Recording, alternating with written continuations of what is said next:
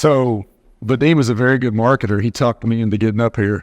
We wanted to, what we just shared with you, every one of you guys know. We have a sawmill, for y'all, those that don't know, Steely Lumber. We're a small sawmill in Southeast Texas. In Texas, it's oil and gas and energy. And so we wanted to just give our story. I was like, hey, we're just going to tell everybody what we do. We're environmentally sound. We have all these other these industries. We're kind of laterally integrated, where we do have pellets and bark mulch and timberland, all these things that are for our environment. And we wanted to get that out, but it grew to so much more. This is not a plug, of course, for Steely Lumber.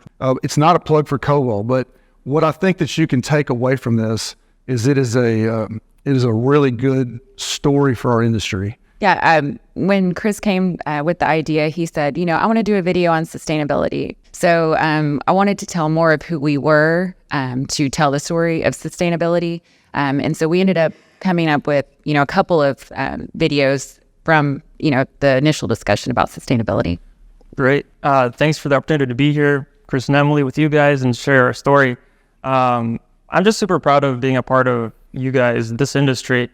And what I saw was an opportunity to share this industry with the world. It was so encouraging that there's great teams like your guys' mill. Of course, I'm just thinking of one thing. It's kind of a little bit of I'm going to show these steel guys and concrete guys and energy guys, hey, we're green, but power of anger doesn't really go very far. And Emily's like, who's your target audience? And of course, everybody, the world. But the world is full of media, and of course, you're all Facebook and LinkedIn and all these things. You get on there, we're probably all looking at each other's pages, and we need to get this outside just our scope of rings. I've had so many people just in our community that have said, hey, I saw your video, and now I know who you are. I had no idea y'all were out there. I had no idea what y'all did. Vadim really puts this down, and I said, I want environmental. And then he gave me, I was like, we need all this stuff? It's a lot of stuff, but it really did. It built, like Emily's always taught me about brand management, like managing your brand. It is Steely Lumber, but it's also our products and what we are. What we are as a timber grower. It has a value that it's kind of hard to measure. So this is how we met. Yeah, this is how we met. So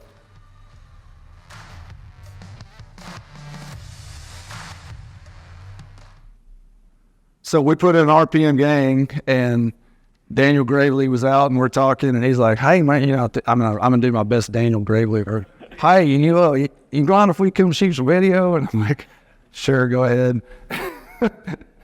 So they came, and then when they say shoot a video, I'm thinking like a guy over there with a cell phone camera.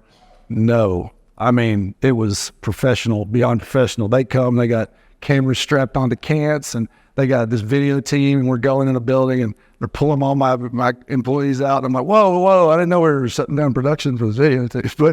But it was so professional, and that's how I met Vadim. That was one of the shots that you guys saw there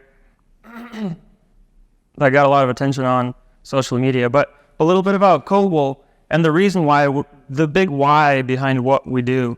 So our mission statement is quite simple. We're on a mission as the Koval team to improve the lives of the people in the wood industry globally. And so where that's coming from, it's coming deep from my own heart. If you look at back in Genesis chapter 1, at the very beginning, and I put that verse right there, God says, subdue the earth, right? And so I think that this industry is doing exactly that. We see people are good stewards of the earth by producing products. And you guys are good stewards of the earth, so that's one side of the industry. The other side of the industry, I believe, is, God gives us all these skills and abilities, and to be able to really put together systems and processes and machine centers that then also harness and steward the natural resources. So that's one of the motivations for me personally. The other is a little quote here by Buck Jacobs. He wrote a little book called The Light Shines Bright. And for me personally, Koval is a business that is a platform for ministry uniquely given to you by God to run for Him. And I truly believe that. We're here to elevate the industry together and really use the natural resources, people, to be able to bring it all together and all for His glory. Absolutely. And I think that's another cool thing is we're aligning way deeper with you guys than just doing a project together. Like, it's truly from the values that align us and the bigger mission of why we're here in the first place. When we get to that, but just the culture that you guys build is one that, again, would love to elevate, and that's what we're doing. So what is Koval? And okay, so now you know the mission. People say, okay, well, you make videos. Yes, we do. So when people say, well, what does Koval do? We're like a Swiss Army knife, right? A multi-tool. So video is one of the things that we can do together with Chris and Emily, but also beyond that, we can build a website, build an animation, do things that really, these are a toolbox that we select the right tool for the job. And so in this case, we selected films to communicate that story and to get that message out there. So once we selected to do cinematic film, how do you build a story? And when we start on a project like specifically this here, we use a framework, and it's really simple. You have a character who has a problem. They meet a guide who gives them a plan, calls them to action, and then that results in success to avoid failure. This is the simple story framework, and people understand story. They want to be delivered a message that's simple, and anyway, using this framework, it was very effective. This was really helpful for us in the planning stage because it could have been very easy to put Chris and Kelvin behind their desk and an American flag and just talk at you and tell you, who they are and what we do. And that's typically what a lot of industries do. And it doesn't really go far. It doesn't resonate. You wouldn't know, even what product that they were trying to sell. Vadim and his team, Mario, we spent a lot of time on calls before they even came out. I mean, probably a couple of months. And we would just have our conversations, and they would grow and they would help us think. What was important to me for this video was to have our people tell the story. We wanted it to be organic and authentic, and we had to identify those people. We had to have them ready to, be on camera.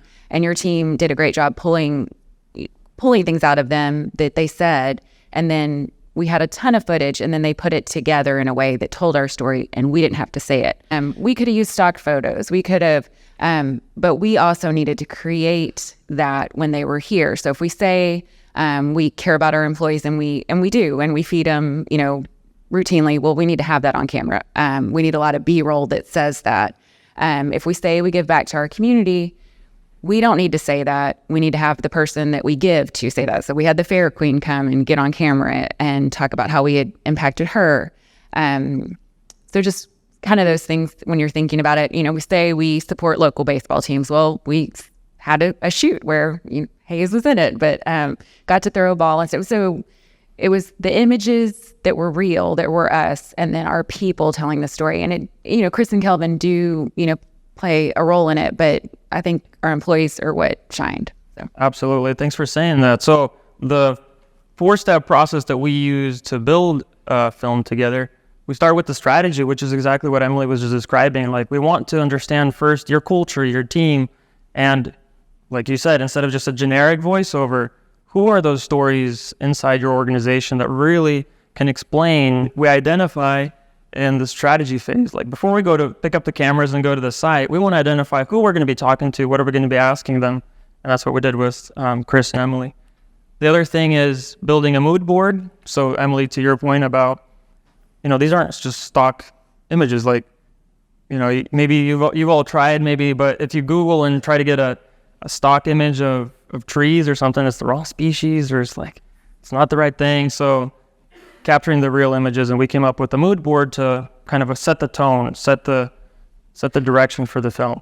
And then, as we were having those conversations, really identifying that culture and how you want to tell the story, I think it goes back to the people. And so Kelvin, in the final film, you'll be able to hear when you watch it that he just talks about how they care for the people. And then we saw that when we were on site. So it wasn't just words on paper. We actually saw it and captured it and then put it into the final film. So yeah, we saw the framework, the template. I just want to quickly show you, it's really versatile, and there's a lot of different ways to apply it to build a story. You're not the character. Like, Steely isn't the character in their own story. It depends on, we talked about this, the target audience. Who are you trying to attract?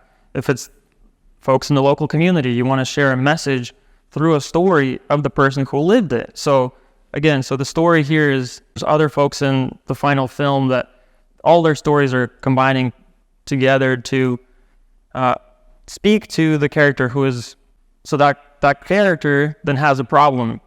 They wanted a career. They wanted a path to grow. They meet the guide.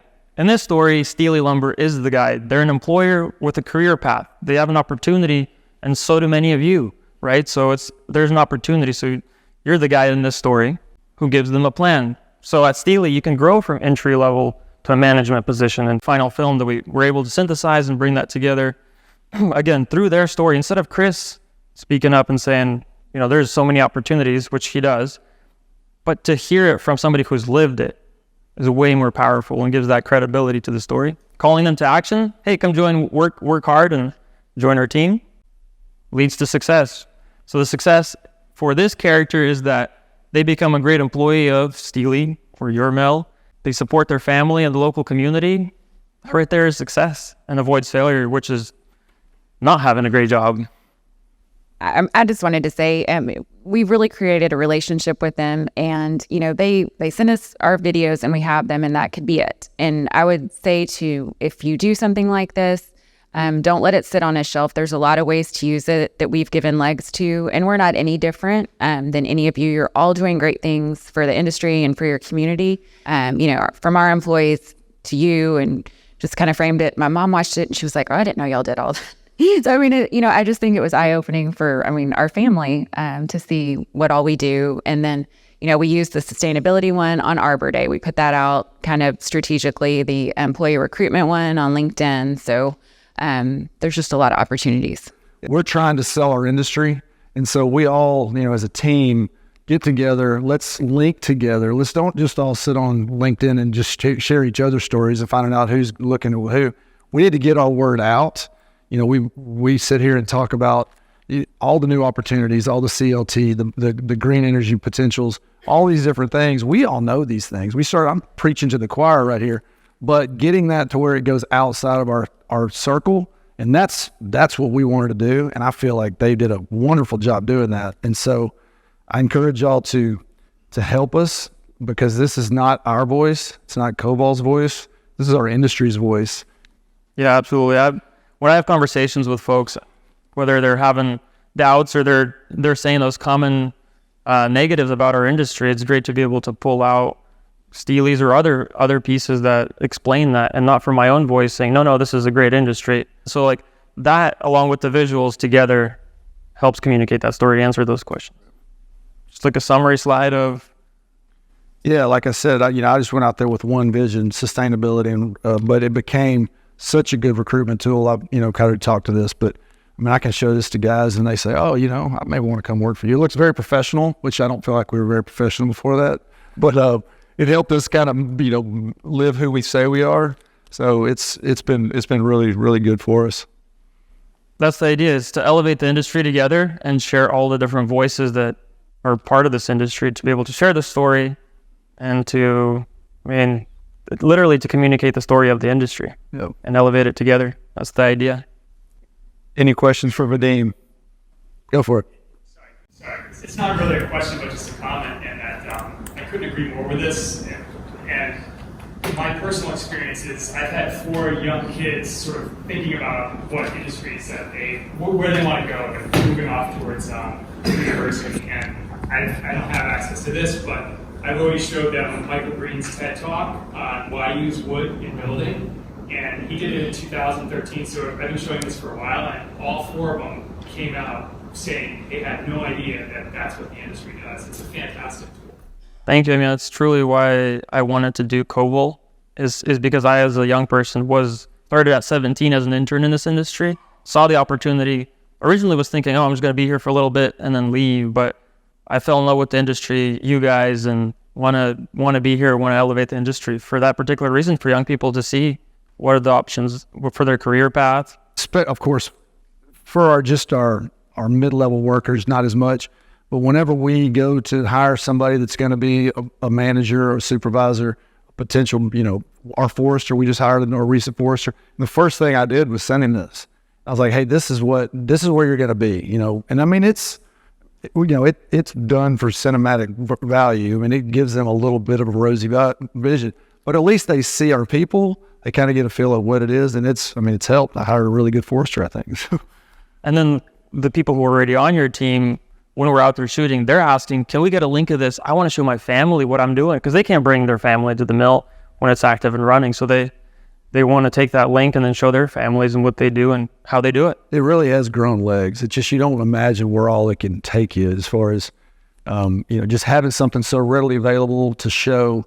I mean, we have tours come through all the time, and now I have something I can start my tour with. If I have a random group of Huntsville Leadership Institute or TFA, Texas Forestry Association guys, and they say, hey, can we stop by the mill? I was like, you know what? You can. I'm going to show you a 10-minute video. I'm going to give you 20 minutes, and then y'all can do whatever. So we use it like that a lot. Thank you for the opportunity. Yeah. Thank you, guys.